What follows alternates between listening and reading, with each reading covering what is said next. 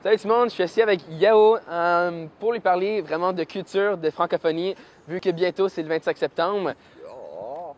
Peux-tu me parler un peu de comment que ça s'est fait? Comment est-ce que tu t'es devenu un franco-ontarien d'adoption? Comment tu trouves ça? Moi, un jour, quelqu'un m'a posé la question, j'ai trouvé ça drôle et je lui ai répondu, comment ça se fait que je me considère franco-ontarien? Je l'ai regardé, je lui ai dit, t'es francophone? Il dit oui. Tu vis en Ontario? Il dit oui. Je lui ai dit, t'es franco-ontarien. Done! Problème résolu. Next. Exactement, c'est pas une grosse conversation. Yeah. Mais tu sais, ça va faire 19 ans Yeah. que je suis au Canada. En fait, Ouais, ça gars. fait 19 ans. Ça fait 19 ans en juin dernier, en juillet, que je suis au Canada. Ouais.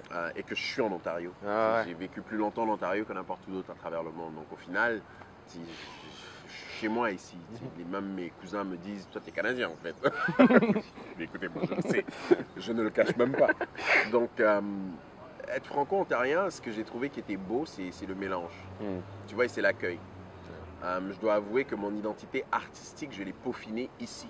Je l'ai vraiment découverte et je me suis vraiment lancé ici en Ontario. Tu sais, avant, j'étais jeune, voilà, j'avais fait un peu de théâtre, j'aimais beaucoup la lecture, j'avais essayé de faire du rap à l'époque, mais avant d'arriver au Canada, c'est vraiment ici que j'ai découvert mon identité artistique. Et donc, je pense que pour moi, c'est un beau cadeau que l'Ontario m'a fait. Tu sais, j'étais à l'élémentaire quand j'ai découvert ma passion vraiment pour la musique en tant que telle.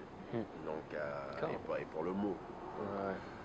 Pour moi, quand aujourd'hui on me dit, et je me suis plusieurs fois retrouvé sur la scène internationale à faire des spectacles sous la bannière franco-ontarienne. Yeah. Moi-même, je le mentionne, quand j'arrive, on me dit, ah, voici Yao du Québec. Je dis, non, je suis du Canada. Je suis de l'Ontario, mesdames et messieurs, deuxième province avec la plus grande population francophone au Canada. Saviez-vous que... Et puis, Oh, ouais.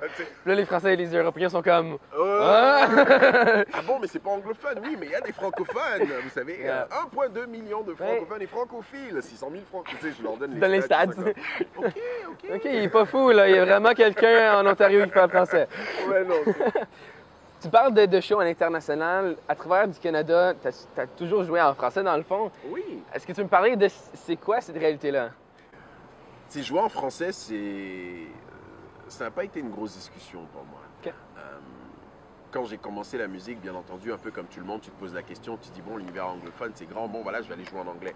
Mais le français est ma langue maternelle. Et le français, je faisais la blague à mes amis en disant à l'époque, je te fais une dissertation en français, je vais aller me chercher un A+. Je la fais en anglais, je vais aller chercher un A-B+. Tu sais, donc, Oh, ouais. pourquoi est-ce que je vais me Ouais. casser la tête à faire de la musique en anglais?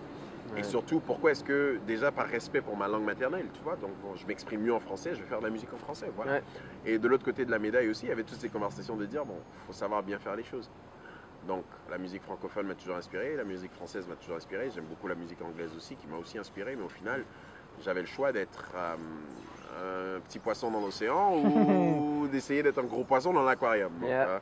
tant qu'à y être, on va commencer petit, hein, Yeah. une bouchée à la C'est fois. une belle manière de le voir. Oui, non, mais c'est vrai. Tout le monde aujourd'hui veut faire de la musique en anglais, mais le français est la troisième langue la plus parlée au monde. Yeah. C'est juste en contraste, il y a plus de 800 alliances françaises à travers le monde. Yeah. Et ce que je trouve difficile, en fait, au niveau culturel, c'est pourquoi est-ce que les francophones, on diminue notre langue? Ouais. Pourquoi est-ce que on écoute de la musique en espagnol ou on écoute de la musique en swahili, on comprend rien de ce que ça veut dire, mais on aime C'est quand bon. même. Yeah. Yeah. Yeah. Les anglophones écoutent de la musique en français, puis pour eux, c'est comme écouter de la musique dans n'importe quelle langue. Mais pourquoi est-ce qu'on a tendance à dire c'est de la musique en anglais, d'accord, c'est de la musique dans telle langue, d'accord, mais en français, mais non. Ouais.